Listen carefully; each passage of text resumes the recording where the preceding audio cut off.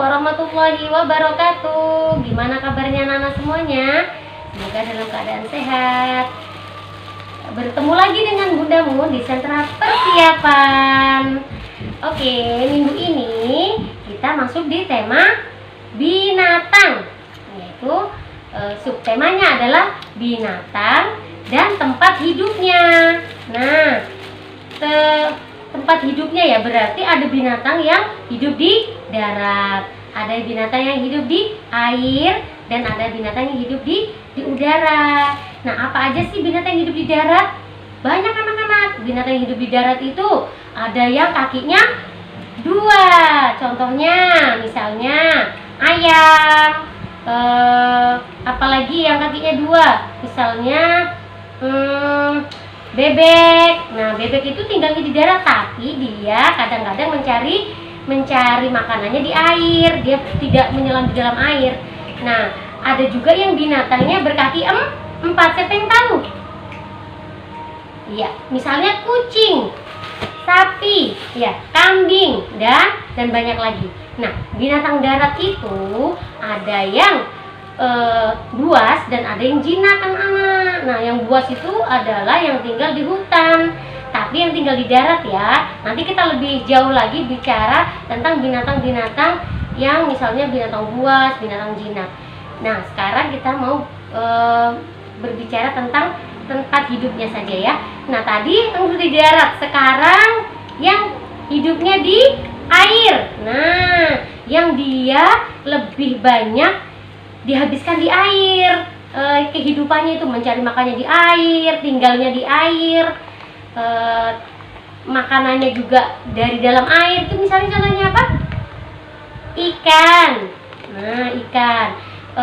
Apalagi gurita, penyu, kura-kura, dan binatang semuanya yang ada di dalam laut itu kan binatang di dalam air. Terus ada lagi yaitu binatang yang hidup di udara, yaitu yang terbang. Kalau terbang berarti punya apa? Punya sayap. Benar sekali, punya sayap. Nah, contohnya adalah semua jenis burung. Burung apa aja, Bunda? Ya, semuanya jenis burung itu adalah yang hidup di udara, dan juga berbagai macam serangga. Serangga ya? Yang kecil-kecil tuh misalnya kayak kupu-kupu, kayak capung, kayak lebah, lalat, nyamuk. Nah, itu semuanya kecil-kecil tapi punya sayap, jadi hidupnya di udara. Nah, itu adalah binatang-binatang dan tempat hidupnya, atau kita sebut dengan habitatnya. Habitat itu adalah tempat hidup hewan, di mana dia hidup dan di mana dia mencari makanan.